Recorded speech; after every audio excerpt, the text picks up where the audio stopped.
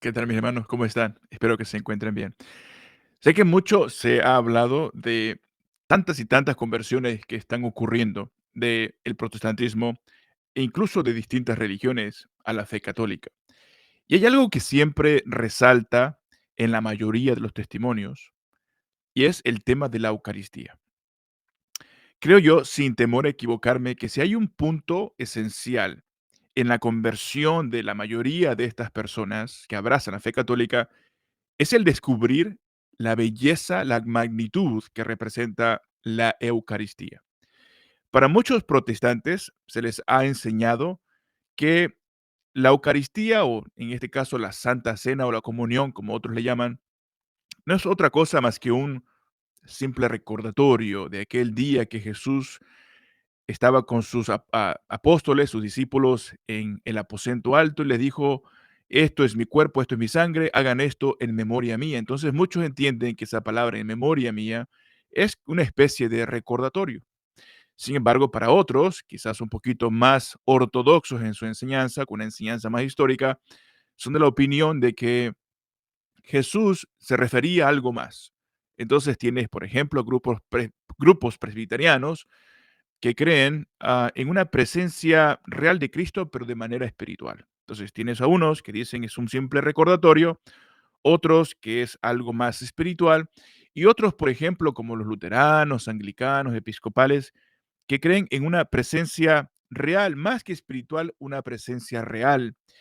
Y muchos entonces creen que Cristo está presente realmente entre estos elementos.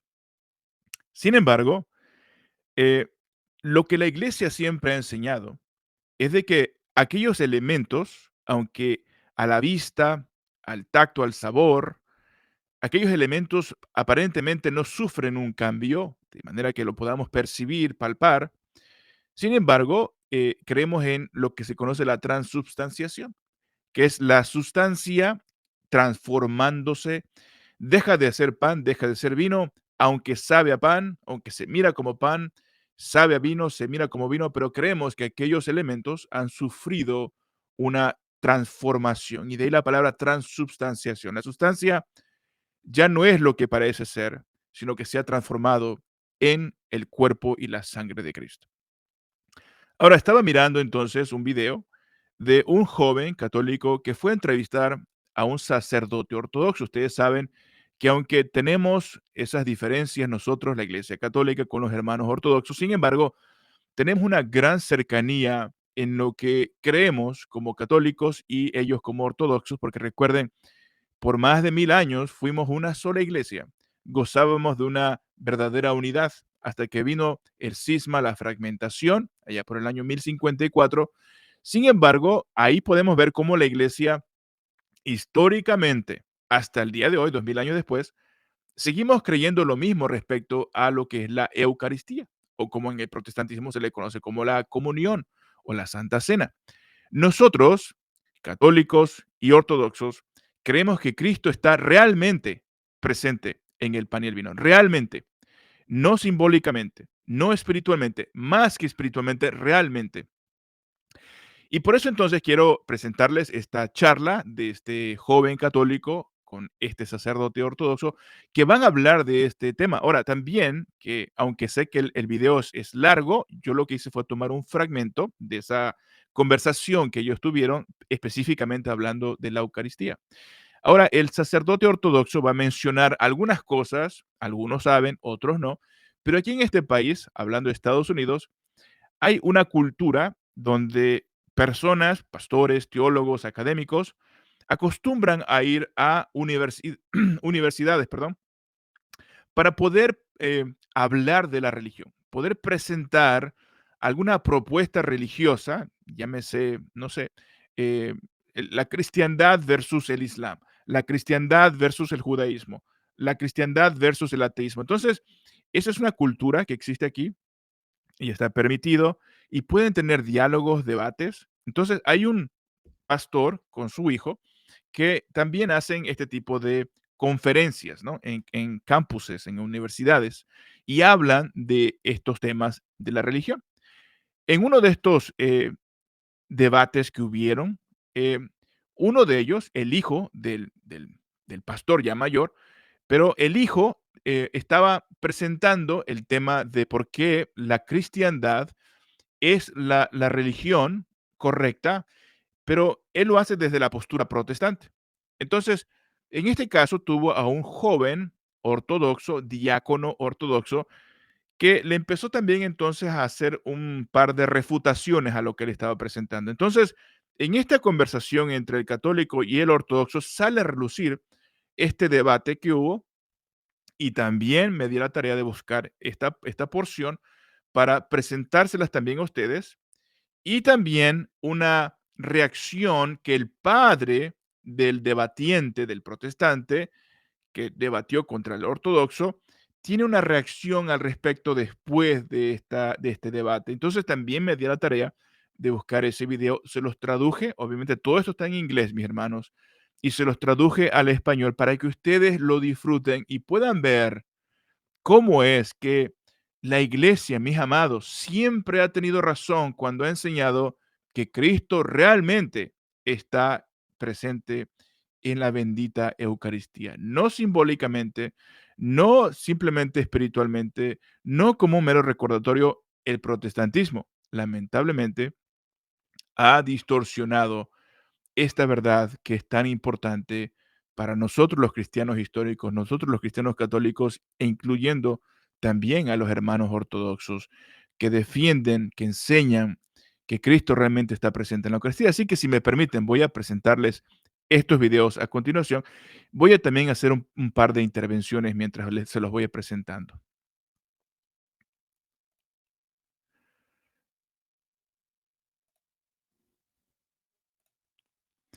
Este entonces es el primer video que quiero mostrarles. De hecho, quisiera ir directo al grano. Últimamente en estos últimos tiempos se ha hablado mucho del tema de la Eucaristía.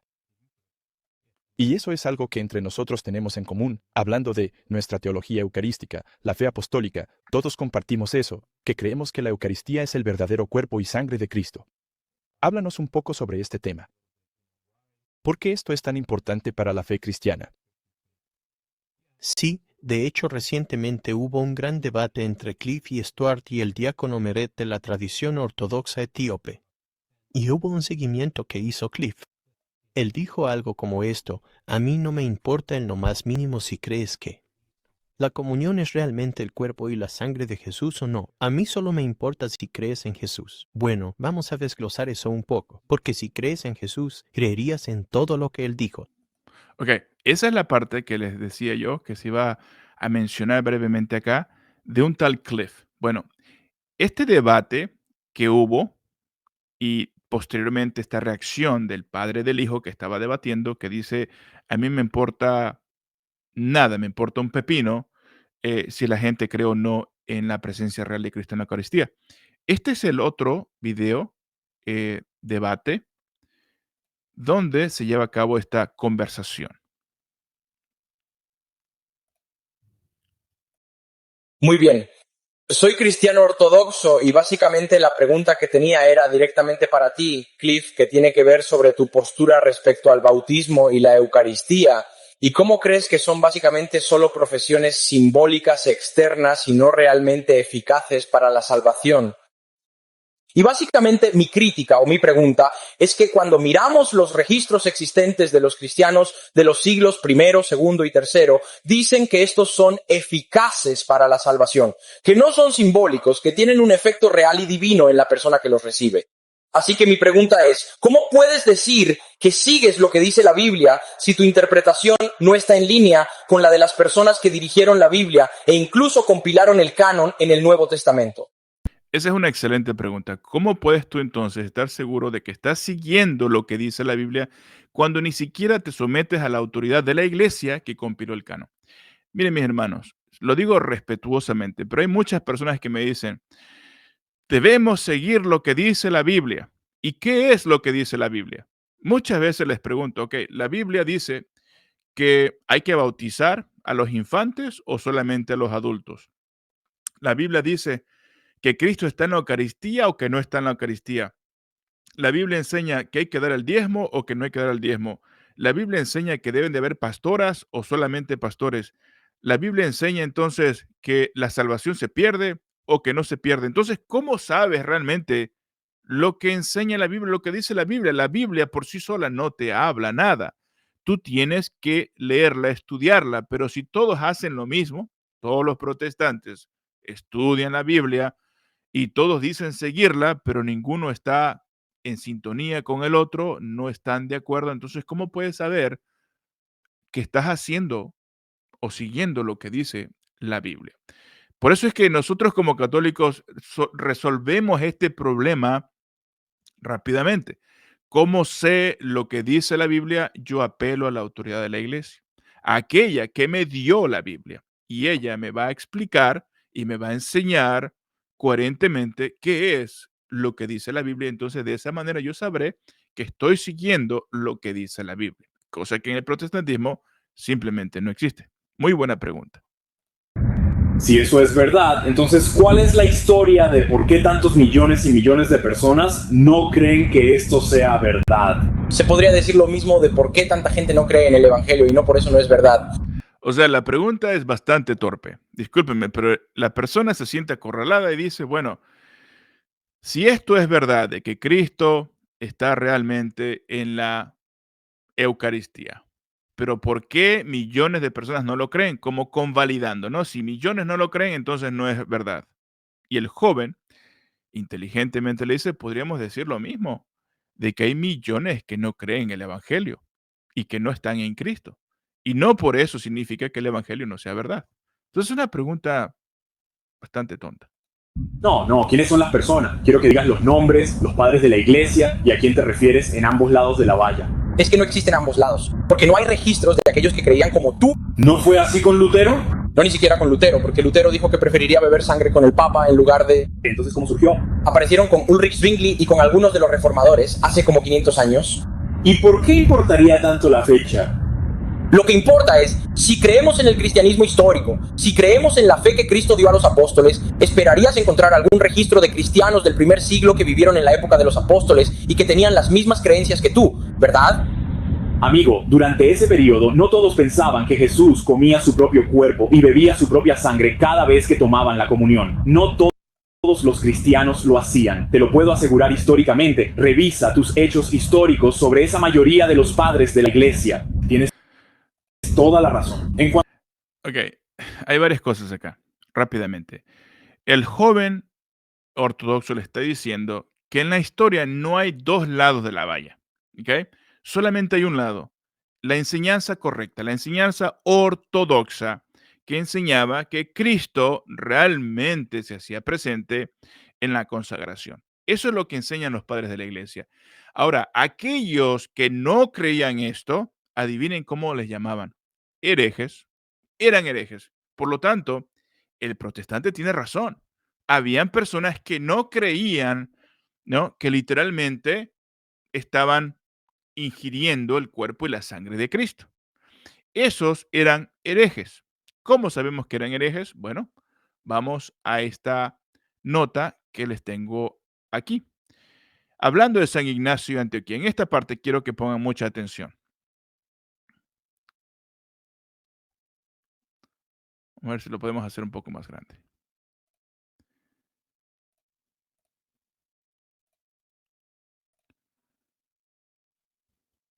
Dice, la Eucaristía.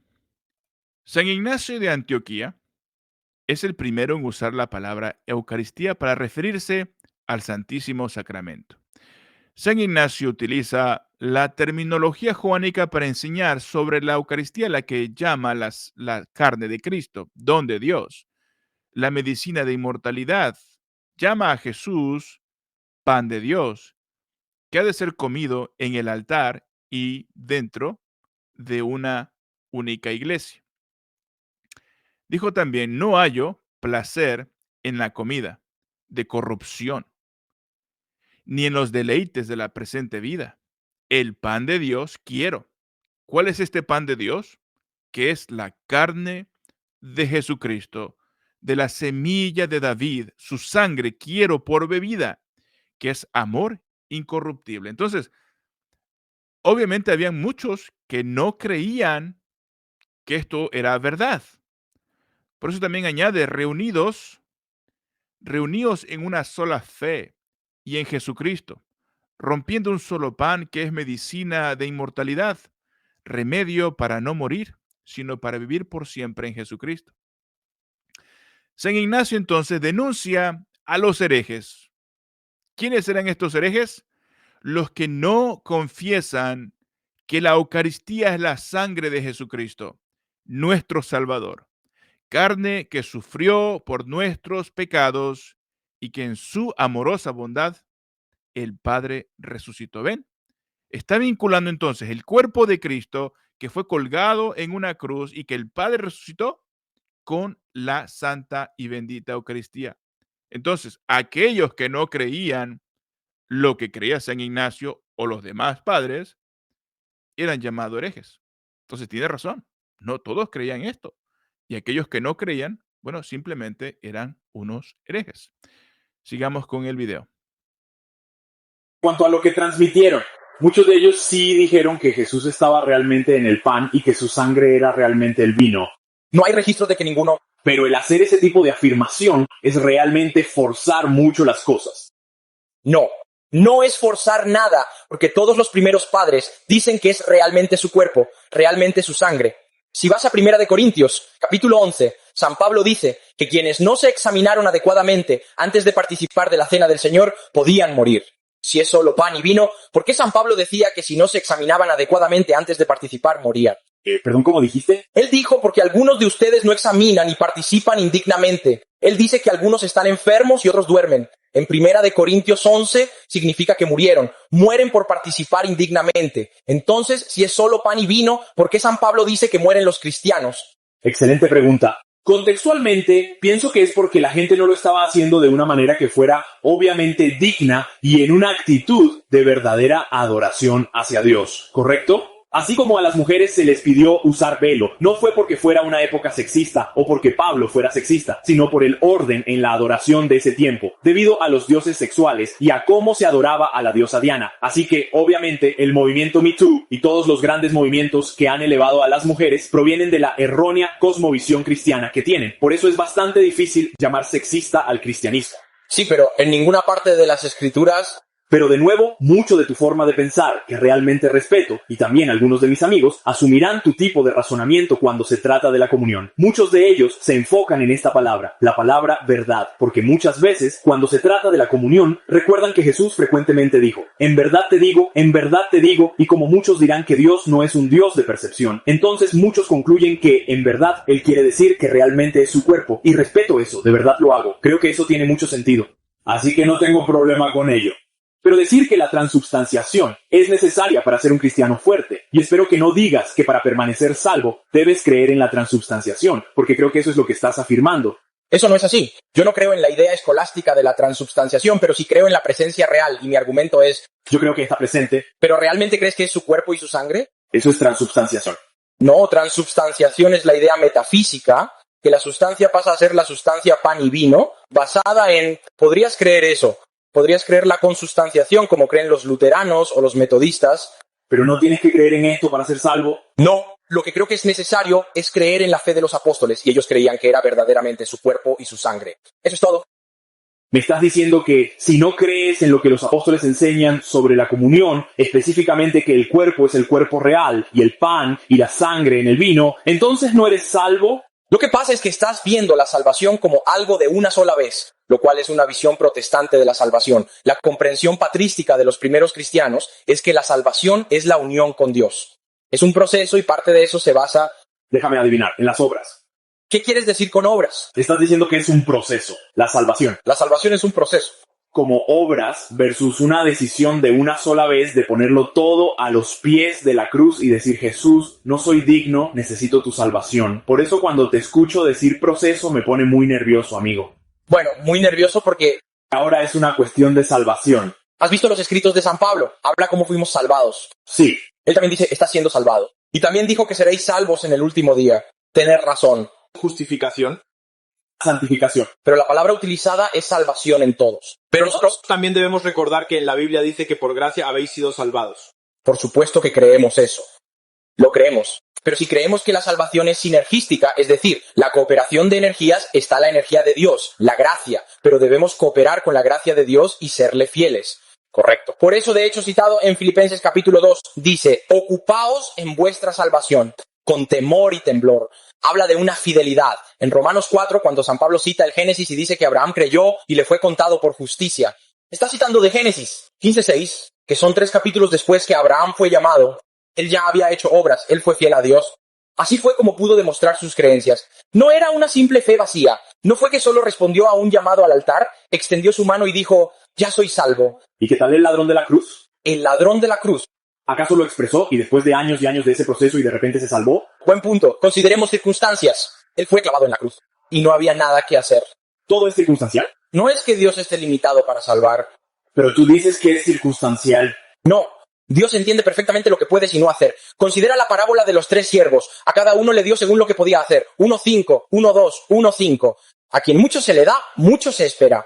Por ejemplo, yo nunca diría que una tribu amazónica no contactada irá al infierno. Correcto. Porque Dios trabaja de acuerdo a lo que ellos entienden y pueden hacer. Así es. O la persona que en su lecho de muerte dice, creo en Cristo.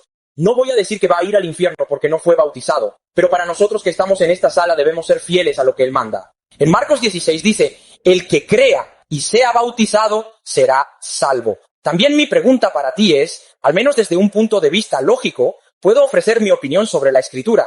Tú puedes ofrecer tu opinión sobre la Escritura, pero deberíamos interpretar un texto basándonos en las personas que lo escribieron, las personas que recibieron ese escrito, el consenso de esa época, y no hay nadie que puedas encontrar en términos de registros tempranos que crea en lo que tú crees. Exacto, está de verdad que muy bueno este debate en inglés, obviamente es donde lo encontramos. Sin embargo, nada más quería ponerles un fragmento traducido para que ustedes vean lo bueno que estuvo el debate y las preguntas también que el joven ortodoxo le hacía al protestante. Así que después de este debate, tenemos entonces al padre de este joven protestante que va a hablar un poquito al respecto y también se los traduje. Se los presento a continuación.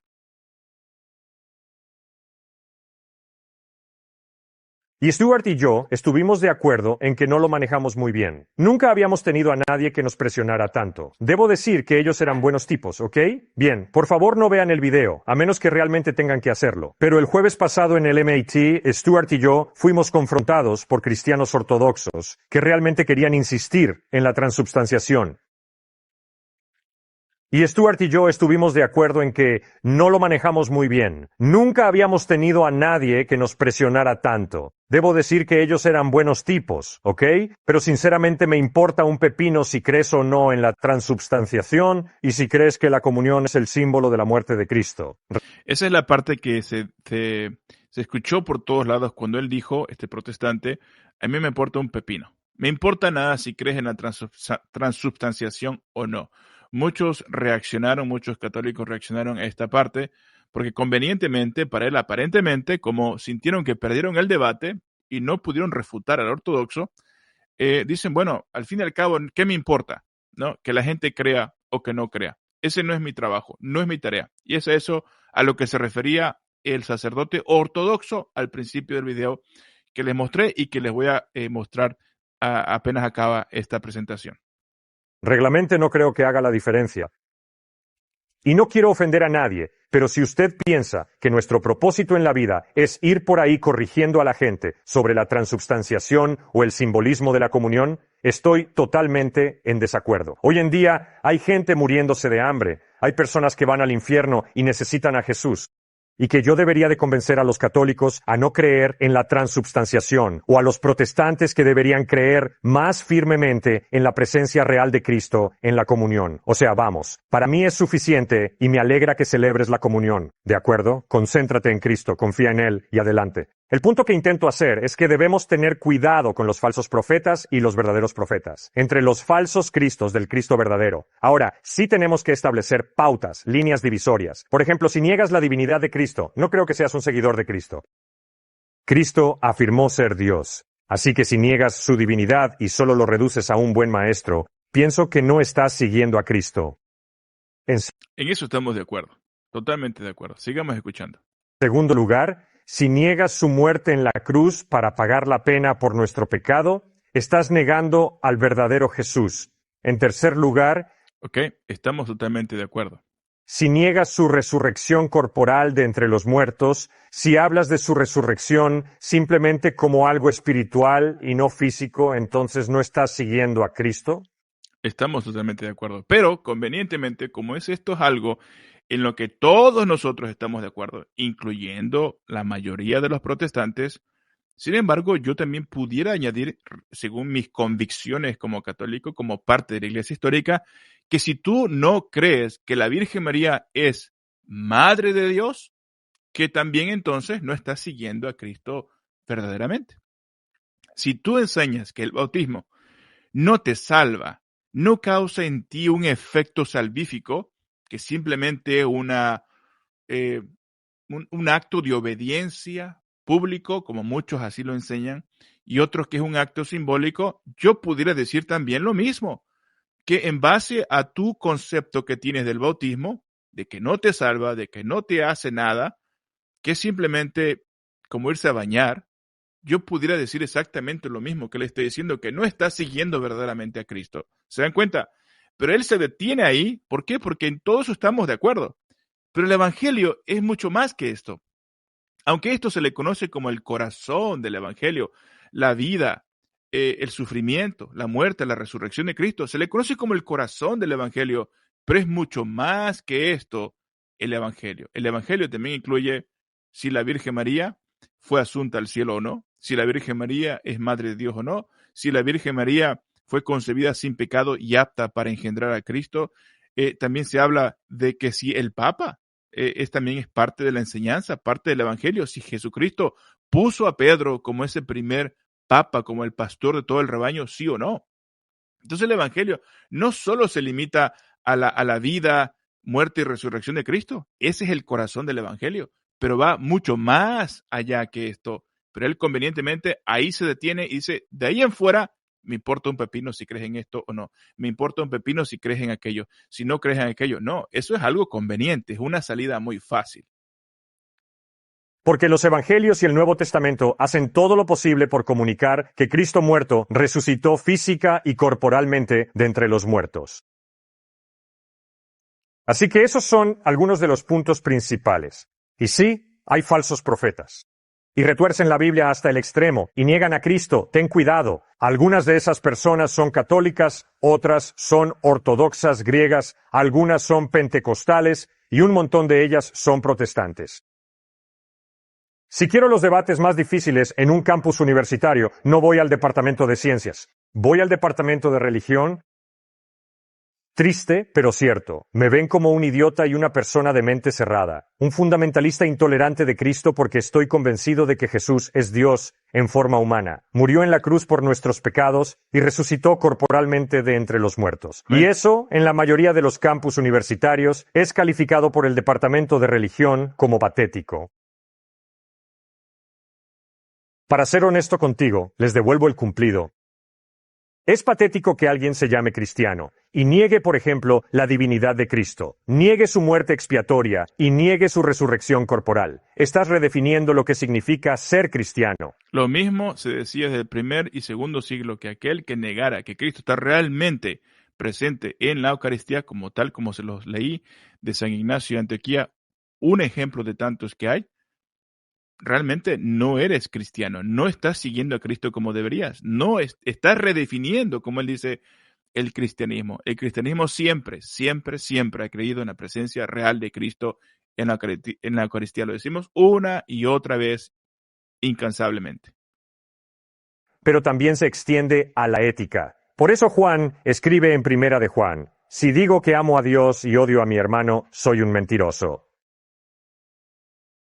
Así que ese sería un falso profeta. Oh sí, tú puedes amar a Dios y odiar a la gente. No, no puedes. ¿Amas a Dios? Puede que tengas problemas con el odio como yo, pero no vas a salir y decir, sí, odiar a la gente es bueno y simplemente lo voy a practicar.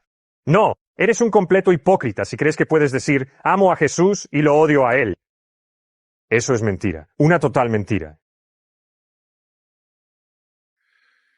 Bueno, ahí está entonces la parte donde él reacciona a lo que había sucedido anteriormente en el debate. Entonces, ahora sí, regresamos al video original que les prometí que les iba a presentar porque está muy, pero muy bueno, de verdad. Continuamos entonces. Ahora ya tienen un poco de contexto de qué se trata. Y el Señor no me importa en lo más mínimo si crees que la comunión es realmente el cuerpo y la sangre de Jesús o no. A mí solo me importa si crees en Jesús. Bueno, vamos a desglosar eso un poco, porque si crees en Jesús, creerías en todo lo que Él dijo. Y el Señor Jesucristo dijo cuando le preguntaron, ¿cómo puede este hombre darnos su carne? Por primera vez alguien dijo, tienes que comer mi carne y beber mi sangre, en Juan capítulo 6. Esa es una muy buena pregunta, ¿verdad? Los judíos dijeron en Juan 6, 52. ¿Cómo puede este hombre darnos a comer su carne? Pero si crees en Jesús, creerías lo que Él dijo. Y esto fue lo que dijo. De cierto les digo, si no comen la carne del Hijo del Hombre y no beben su sangre, no tienen vida en ustedes. El que come mi carne y bebe mi sangre tiene vida eterna, y yo no resucitaré en el día final. Porque mi carne es verdadera comida, y mi sangre es verdadera bebida. El que come mi carne y bebe mi sangre, permanece en mí y yo en él. Así como el Padre viviente me envió, y yo vivo por el Padre, así también el que se alimenta de mí vivirá por mí. Este es el pan que bajó del cielo, no como el maná que comieron sus padres y murieron. El que come este pan vivirá para siempre. Esto es lo que dijo Cristo. Entonces, ¿cómo puede alguien decir que esto no es su cuerpo y su sangre, si Jesús dijo que es su cuerpo y su sangre? Si alguien más dice que esto no es su cuerpo y su sangre, ¿a quién vas a seguir? Entonces, no es tan simple como decir, yo solo creo en Jesús y con eso basta. Creer en Jesús es creer en todo lo que Él dice. Y solo unos versículos después, en Juan 6, 6, 6. Repito 6, 6, 6. Conocemos muy bien ese número. Dice que muchos de sus discípulos, desde ese momento, ya no anduvieron con Él, decían, esta palabra es dura. ¿Quién puede aceptar esto? Y Jesús los dejó ir. Él dijo adelante, ¿no quieres aceptar esto? Adelante. Pero no puedes ser mi seguidor si no lo crees. Él dijo, este es su cuerpo. Él dijo, esta es su sangre. Y eso es todo. No debería haber otra discusión. Creo que hay una conversación que sustenta el tema de la Eucaristía, y es, ¿qué constituye la adoración? ¿Qué es la adoración para el cristiano? Obviamente, para los protestantes, ellos difieren en sus puntos de vista sobre lo que consideran adoración. Sí. ¿Qué es la adoración para el cristiano? Es muy claro. Es muy sencillo. Tu iglesia o tiene un altar o tiene un escenario. Tiene un altar o un escenario. Si es un escenario, ya sabemos qué es eso. Eso es importantísimo, mis hermanos. Desde el Antiguo Testamento siempre vemos que cuando alguien iba a adorar, en este caso Abraham, por ejemplo, con su hijo, dice, vamos a adorar a Dios. Y llevaron leña, ¿no? E hicieron ese camino de 3 días. Siempre que se hacía un sacrificio, era un acto de adoración. Y es lo que el sacerdote nos está tratando de enseñar. Si en tu iglesia no hay un altar, que es para ofrecer sacrificios de adoración, obviamente, y lo han reemplazado por un púlpito, ¿no? Por un estrado, por lo que tú quieras, entonces te falta algo que es muy importante, que es el altar, que por ejemplo los ortodoxos y católicos tenemos. Esto es algo que nos tiene que hacer meditar, especialmente los protestantes que son inteligentes y que están detrás de la verdad. Escuchen con atención. Esto es muy importante. Es un espectáculo. Es para hacerme sentir bien. Puede haber música hermosa sonando, canciones hermosas, ¿verdad? Pero sigue siendo un escenario. Cada tradición apostólica tiene un altar. En nuestra tradición siempre miramos al mismo lugar, a Cristo. Es parte de la adoración. Y cada iglesia primitiva, toda tradición cristiana anterior a 1500, todas creen que la Eucaristía es el verdadero cuerpo y sangre de Cristo. Este era el centro de nuestra adoración. De hecho, San Pablo, en 1 Corintios 11, da una clara advertencia, y era que muchos se reunían por las razones equivocadas. Decía, Algunos de ustedes vienen borrachos, algunos vienen con hambre, algunos ya satisfechos. Y no están viniendo a participar de la cena del Señor. La adoración tenía como propósito principal participar de la cena del Señor. Todo lo demás era secundario. ¿Correcto? En Hechos capítulo 2 dice que había 4 cosas que ellos mantenían firmemente. La doctrina apostólica, en la comunión, en el partimiento del pan, que es la comunión, y en las oraciones, constantemente. En Hechos 20, versículo 7, dice, el primer día de la semana, cuando los discípulos se reunieron para partir el pan. Partir el pan no es desayunar, es para tener la comunión. Y así es como conocemos a Cristo. Como en el caso de los 2 discípulos en el camino a Emaús, dice que así fue como se les dio a conocer en el partimiento del pan. Él se les dio a conocer en el partimiento del pan. Así es como conocemos a Cristo, adoramos a Cristo y participamos de Cristo para estar en unión con Él. Y el hecho de que el Señor hizo esto la noche en que fue traicionado, justo antes de ser crucificado. Esto fue como el punto culminante. Él está uniendo todo. Lo que les estoy dando es mi verdadero cuerpo y mi verdadera sangre. Si Cristo dijo que esto es su cuerpo y su sangre, ¿quién va a susurrarnos al oído que no lo es? Escuchen con atención. Si Cristo dijo, esto es mi cuerpo, esto es mi sangre. Si alguien te dice, te susurra al oído, lo contrario, ¿quién es aquel que te está diciendo que no es así? Si Cristo dijo, este es mi cuerpo y esta es mi sangre, ¿quién va a susurrarme al oído que no lo es? Satanás. Perdón por decirlo. Como dicen las Escrituras, si un ángel del cielo predica otra enseñanza diferente a la que les hemos dado, sea anatema. Exacto. Lo decimos de verdad con un profundo respeto. Pero si la iglesia te viene enseñando por 2000 años lo que Cristo dijo, esto es mi cuerpo, esto es mi sangre, y alguien te susurra al oído que no es así, no es Cristo, no es la iglesia, es alguien más. Es Satanás mismo quien te está queriendo engañar, tal como lo acaba de decir este sacerdote. Y por eso es que tenemos que tener cuidado. Vamos a escuchar una vez más esa última parte. Si Cristo dijo, este es mi cuerpo y esta es mi sangre, ¿quién va a susurrarme al oído que no lo es? Satanás. Perdón por decirlo. Como dicen las Escrituras, si un ángel del cielo predica otra enseñanza diferente a la que les hemos dado, sea anatema. Exacto. Si en tu evangelio no está la Eucaristía como una parte central del evangelio, entonces tú has creído en otro evangelio y por lo tanto en otro Cristo, mis hermanos. Por eso es que en la reacción que estábamos viendo de este señor que dice que le importa un pepino que crees en la transubstanciación o no, con que creas en la vida, la muerte y la resurrección de Cristo, con eso le basta. No, no, no, no, mis hermanos. El evangelio es mucho más que esto. El evangelio también incluye si crees o no en la santa y bendita Eucaristía como la presencia real de Cristo. Eso es muy importante. Incluso si es un ángel del cielo. Jesús dijo que es su cuerpo y su sangre. Si alguien más dice lo contrario, ese no es Cristo. Él hizo eso con Eva, ¿verdad? Con Eva. ¿De verdad dijo Dios eso? ¿De todo árbol del jardín? ¿Qué quiso decir realmente el Señor? ¿Este es su cuerpo? No, no puede ser, no lo creo.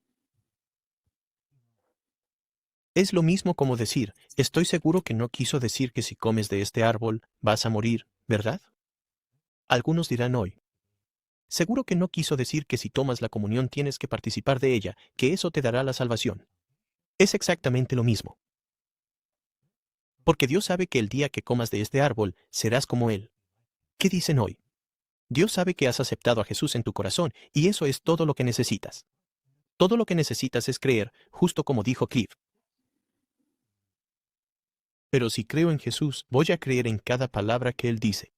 Porque el hombre no vive solo de pan, sino de toda palabra que sale de la boca de Dios. Amén. Esa implicación es muy importante, porque Cliff dijo, no me importa si crees que es la presencia real o no. Pero si es la presencia real, eso lo cambia todo. ¿Correcto? Ya no es como si, bueno, tú puedes creer eso allá si quieres, pero aquí no. Creo que necesitamos considerar esto. Creo que la presuposición de fondo aquí es que los protestantes están operando desde un paradigma diferente, un marco diferente, y su marco es la sola Escritura. Por eso ellos dicen voy a leer las Escrituras y me voy a guiar por mi propio entendimiento de lo que creo que estoy leyendo aquí. Y muchos de ellos operan bajo la falsa ilusión de que el Espíritu Santo los guía a leer. Lo he escuchado mucho de los protestantes. Yo también.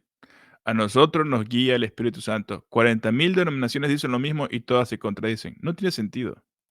Y no podemos decir que eso sea falso. El Espíritu Santo puede guiarte leyendo las Escrituras. Sí. Pero no podemos basarlo en mi propia interpretación. La Exacto. pregunta es, ¿cómo sé que estoy siendo guiado por el Espíritu Santo? ¿Es acaso porque se siente bien? Creo que esa sería mi pregunta. ¿Cómo sé o cómo sabemos cómo identificar la interpretación correcta? Las Escrituras dicen que la Iglesia es el pilar y fundamento de la verdad. Repito. Las Escrituras dicen que la Iglesia es el pilar y fundamento de la verdad. Y sí. La Iglesia es la esposa de Cristo. La Iglesia es el cuerpo de Cristo. Y Cristo dijo que las puertas del Hades nunca prevalecerán contra la Iglesia. Bien. Entonces, ¿qué ha enseñado siempre la Iglesia sobre esto? Y de hecho, hubo un metodista muy famoso. Un pastor. Pero él era muy dedicado a seguir a los padres apostólicos y era un experto de renombre mundial. Su nombre se me escapa, discúlpame, pero él dijo esto. ¿Dónde vas a encontrar la verdad en cualquier enseñanza cristiana? Es decir, lo que siempre se ha enseñado en todas partes, por todos. En la Iglesia. Ahí es donde vas a encontrar la verdad. Lo que siempre se ha enseñado en todas partes por todos.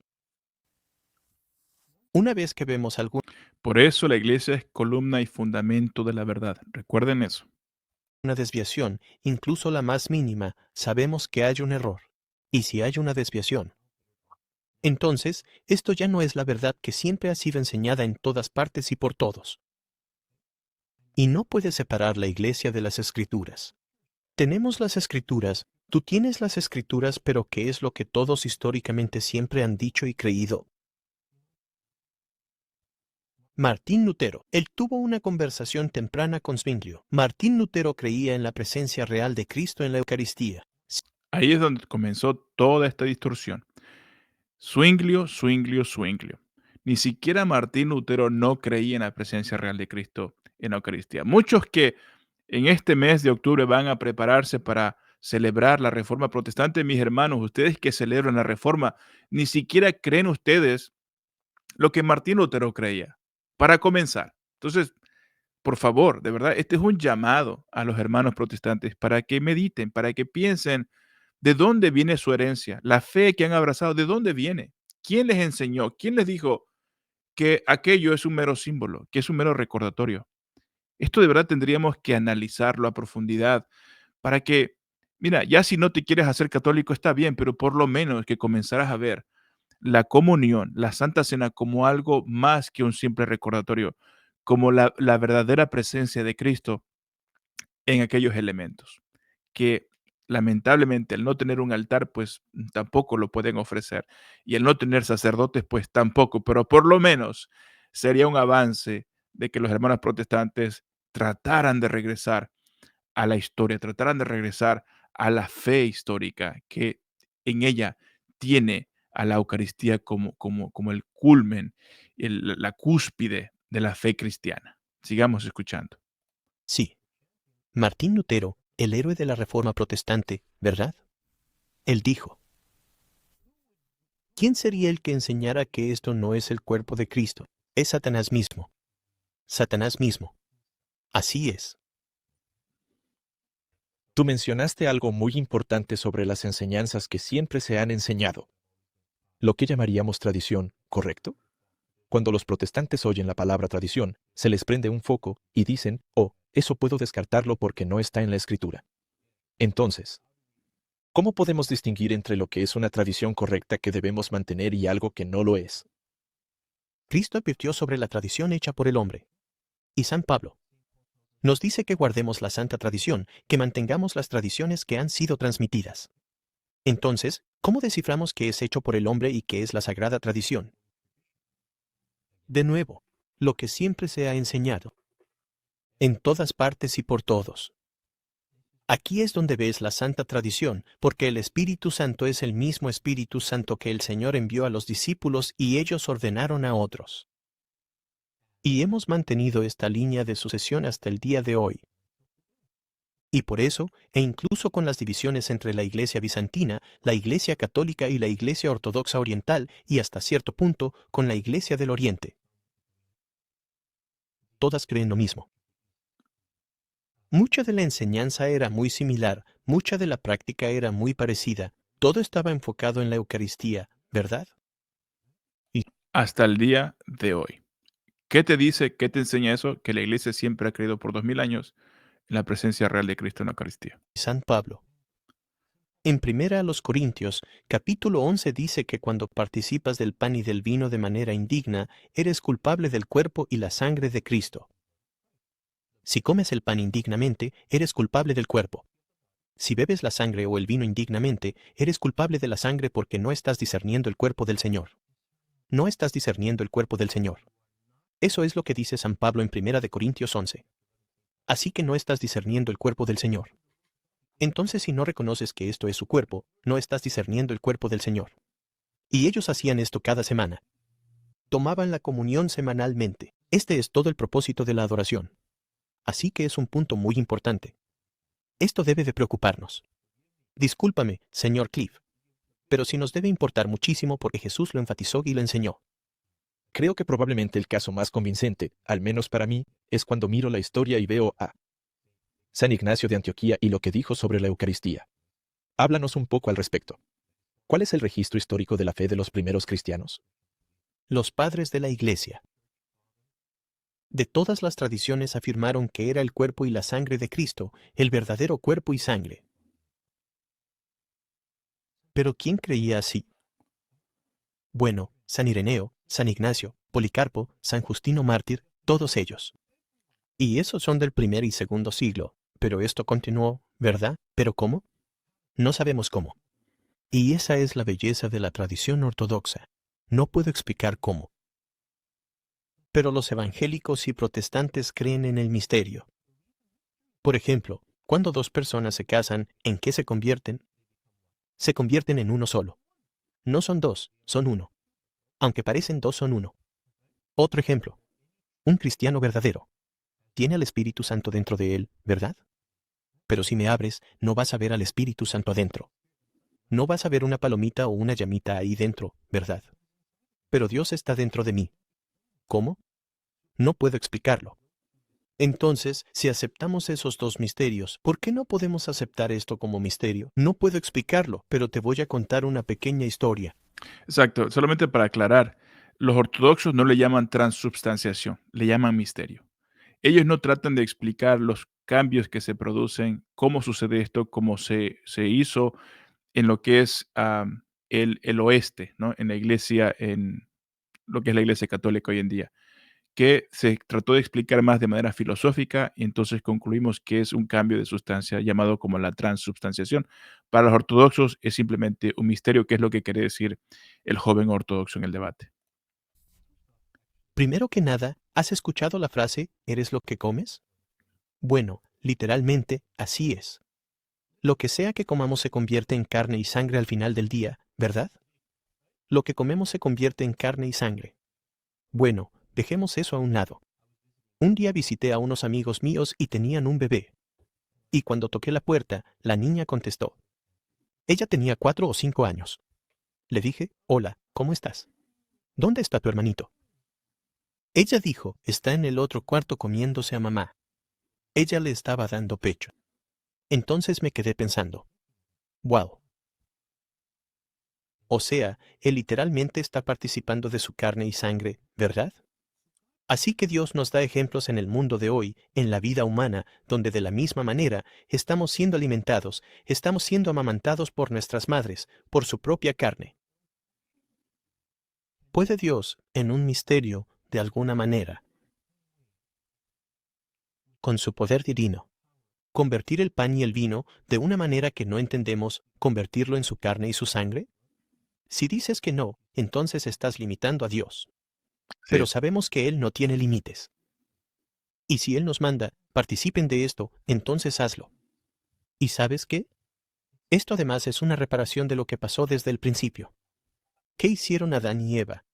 Desobedecieron a Dios. Comieron. Pecaron. Se separaron de Dios y murieron. ¿Verdad? Desobedecieron. Pecaron. Se separaron de Dios. Y murieron. ¿Cuál es el remedio?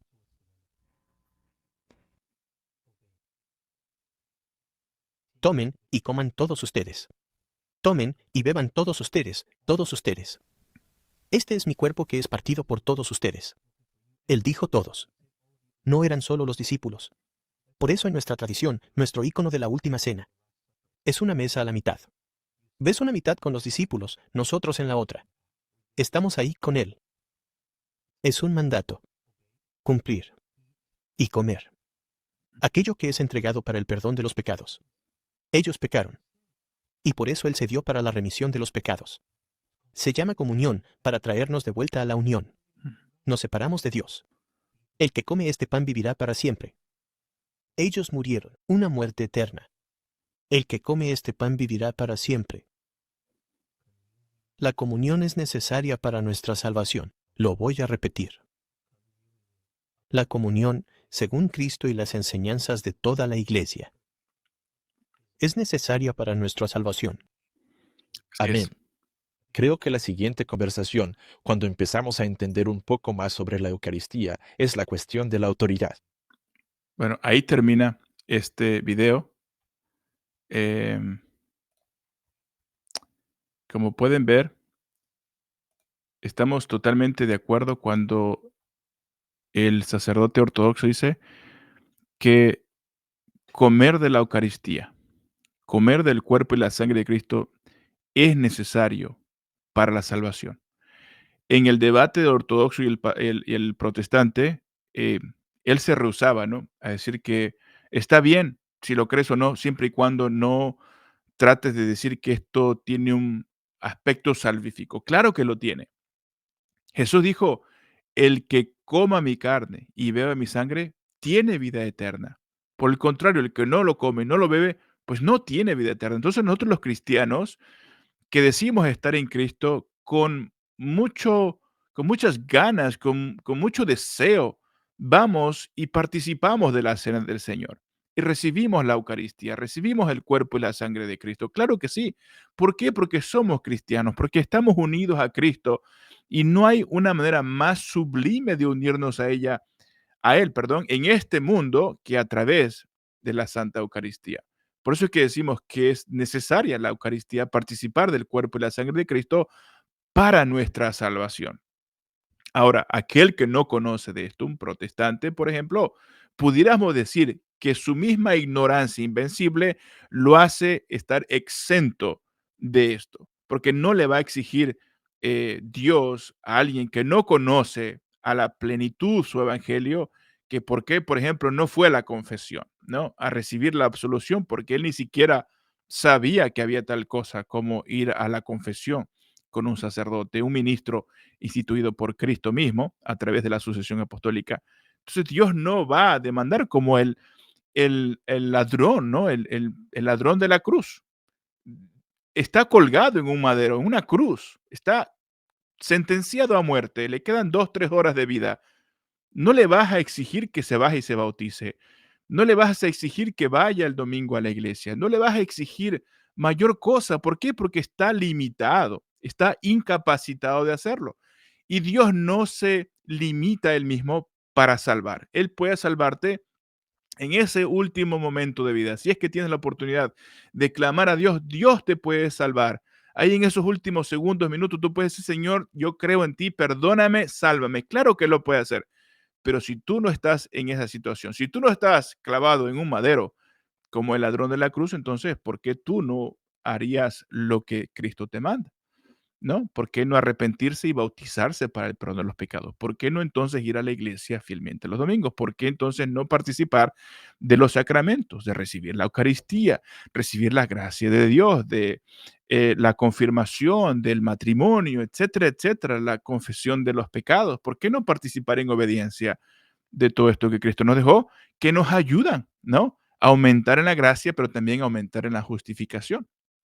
Ahora, hay una parte, quiero para concluir todo este video que les he presentado acá, que muy a menudo se menciona primero los Corintios 11. Muy bueno. Pero hay un pasaje que creo yo que también es tan importante como primero los Corintios capítulo 11, que lo tengo acá, de la Reina Valera, una de las tantas Biblias que tenía, no se puede ver acá, pero es versión Reina Valera, el capítulo 10. Mis amados, se los voy a explicar brevemente. Pero escuchen, el capítulo 10 a partir del el versículo 14, se los voy a poner acá también en pantalla para que ustedes lo lean conmigo. Pero dice, primera los Corintios 10, 14. Por tanto, amados míos, huid de la idolatría. Recuerden que los gentiles tenían muchas deidades y ¿qué es lo que hacían? Ofrecían sacrificios, ¿no? Le rendían culto, le rendían adoración a estos ídolos, deidades, que tenían muchas, por cierto. San Pablo los regaña, los exhorta, dice, por tanto, amados míos, huid de la idolatría, como a sensatos os hablo, juzgad vosotros lo que digo. La copa de bendición que bendecimos, o sea que San Pablo, como sacerdote de Cristo, ofreciendo este sacrificio en un altar, bendecía, dice la copa de bendición que bendecimos no es la comunión de la sangre de Cristo. Mira cómo le llama. Aquel vino en esa copa se transformaba en la sangre de Cristo. Por eso dice, la copa de bendición que bendecimos no es la comunión, la unión con Cristo de la sangre de Cristo. Ya no le llama vino, le llama sangre. El pan que partimos no es la comunión, otra vez, la comunión de qué? Del cuerpo de Cristo. Miren cómo vincula entonces el vino con la sangre y el pan con el cuerpo de Cristo. Siendo uno solo el pan, nosotros, como ser muchos, somos un cuerpo, pues todos participamos de aquel mismo pan. Mirad a Israel según la carne. Los que comen de los sacrificios comen de lo que ofrecían. Ojo, nosotros también cuando ofrecemos decimos que el Señor reciba de tus manos este sacrificio. Nosotros como feligreses nos estamos uniendo entonces a este sacrificio que el sacerdote está ofreciendo para nuestro bien y para toda su santa iglesia. Es lo que decimos en la misa. ¿Por qué? Porque todos estamos participando de ese ofrecimiento, de ese acto de adoración. Estamos ofreciendo entonces un sacrificio. Y por eso él dice, mirad a Israel según la carne, los que comen de los sacrificios no son partícipes del altar, quedan vinculados al altar porque también ellos están participando al ingerir. Nosotros por eso también ingerimos el sacrificio, aquel que se ofrece, que es la Eucaristía, lo ingerimos también. Y si los paganos quedaban vinculados al altar, nosotros entonces como cristianos estamos quedando vinculados al altar. ¿Qué digo pues? Versículo 19. Que el ídolo es algo o que sea algo lo que se sacrifica a los ídolos. ¿Ven cómo se sacrificaban cosas, ¿no? En este caso, pues animales se sacrificaban a estos ídolos, no que los ídolos fueran algo, no existe Dios fuera de Yahvé, obviamente. Pero dice acá, cuidado, porque antes dice, versículo 20, antes digo que lo que los gentiles sacrifican, a los demonios los sacrifican. O sea que ellos están sacrificando supuestamente a otros ídolos, deidades, pero realmente están sacrificando a los demonios.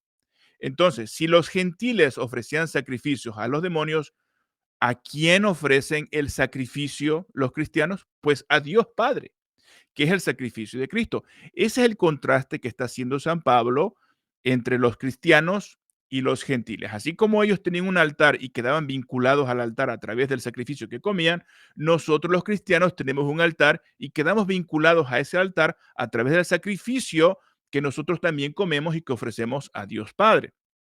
Por eso continúa diciendo, dice, y no a Dios. Ellos sacrifican, dice, a los demonios los sacrifican y no a Dios. Y no quiero que vosotros os hagáis partícipes de los demonios. No quiero que se hagan partícipes de los demonios. no podéis beber la copa del Señor y la copa de los demonios al mismo tiempo. No podéis participar de la mesa del Señor y la mesa de los demonios. ¿Ven cómo está haciendo un contraste? Tienes entonces la copa que nosotros como cristianos tenemos la sangre de Cristo y que bebemos, y también tienen entonces los paganos, los gentiles, los mismos elementos que ellos ofrecían, pero que al final no se lo estaban ofreciendo a Dios, sino a los demonios. Entonces nosotros, ¿a quién estamos ofreciendo el sacrificio de sacrificios? Pues a Dios Padre. Y por eso, repito, nosotros participamos como un solo cuerpo de este ofrecimiento que solamente el sacerdote, por ser él el sacerdote, es quien ofrece ese sacrificio a favor del mismo, a favor de toda la iglesia. Y es así entonces como nosotros nos unimos en este acto sublime de adoración. Por eso es que digo, el capítulo 10 es tan importante como el capítulo 11, que nos habla de la importancia entonces de creer en un verdadero sacrificio. Por eso la iglesia siempre ha tenido un altar y siempre lo tendrá hasta la segunda venida de Cristo. Y por eso ese sacrificio que dijo Jesús, hagan esto en memoria mía, está hablando de ese sacrificio que él se dio aquel jueves mismo por la noche, al entregarse él mismo, hagan esto, lo está instalando como sacerdotes y también entonces está diciendo, hagan esto siempre, ¿no? Hasta que yo vuelva a venir. Y lo entendieron perfectamente y por eso tan pronto empieza el libro de los Hechos, comenzamos a ver cómo la iglesia se reunía diariamente para partir el pan. Entonces, mis hermanos, de verdad que esto para mí fue una de las cosas que como ex protestante, también al comprender todo esto se me abrió mi entendimiento y dije, caramba, yo quiero estar en la iglesia de Cristo. No solamente porque es la iglesia de Cristo, pero es la iglesia que lo tiene todo, incluyendo la santa y bendita Eucaristía. Y por eso es que muchos conversos, creo que el punto quizás principal que los atrae, perdón, es precisamente la Eucaristía. Y cómo no, mis hermanos, estamos hablando de Cristo mismo. Así que este video es un poquito más largo de lo que acostumbramos acá, pero espero de verdad que estos videos y esta breve enseñanza que les acabo de compartir sea de gran bendición para sus vidas, les ayude, les alimente, les fortalezca. Y bueno, si estos videos te ayudan, te sirven de algo, te pido que me regales un me gusta. Es importantísimo darle me gustas de preferencia desde el principio del video para que YouTube, cualquier plataforma, bueno, lo siga promoviendo. También puedes compartirlo con conocidos, hermanos protestantes, católicos, no importa, para que todos vayamos aprendiendo lo que es la doctrina católica, la doctrina, la fe histórica. Y por último, también regálame una suscripción. Recuerda que no cuestan absolutamente nada. Acá no pedimos ningún centavo, lo hacemos porque amamos a nuestra gente, amamos a la iglesia y queremos que todo el mundo conozca realmente lo que cree y enseña la Santa Iglesia Católica. Así que si me ayudas dándole me gusta, compartiéndolo y suscribiéndote al canal, yo te lo agradecería enormemente. Me despido como siempre, que la paz de nuestro Señor Jesucristo sea con cada uno de ustedes y que reine en cada uno de sus corazones. Dios te salve. Bendiciones, mis hermanos.